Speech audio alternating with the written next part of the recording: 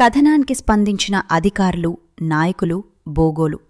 మండలంలోని కోవూరుపల్లి గ్రామంలో పోలేరమ్మ గుడి సమీపంలో ఉన్న మంచినీటి బావి రక్షణగోడ కూలిపోయి ప్రమాదకరంగా మారిందని సోషల్ మీడియాలో ప్రచురితమైన కథనానికి అధికారులు, ప్రజాప్రతినిధులు స్పందించారు. గ్రామస్తుల ఫిర్యాదులను పరిగణనలోకి తీసుకున్న సంబంధిత అధికారులు ఘటన స్థలాన్ని పరిశీలించి బావి వద్ద తాత్కాలిక భద్రతా చర్యలు చేపట్టాలని సిబ్బందికి ఆదేశించారు.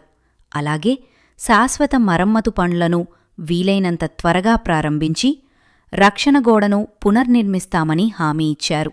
స్థానిక నాయకులు మాట్లాడుతూ ప్రజల ప్రాణాలకు ముప్పుగా మారిన సమస్యలను వెలుగులోకి తీసుకువచ్చిన సోషల్ మీడియాలో పోస్ట్ ధన్యవాదాలు తెలిపారు. గ్రామస్తుల భద్రతకు ప్రాధాన్యమిస్తూ బావి మరమ్మతు పనులు త్వరితగతిన పూర్తి చేయాలని అధికారులను కోరారు. అవసరమైతే దీనిని మరింత వార్తాశైలిలో లేదా అధికారులు ఇప్పటికే పనులు ప్రారంభించినట్లుగుంటే ఆ వివరాలతో కూడా సవరించగలను.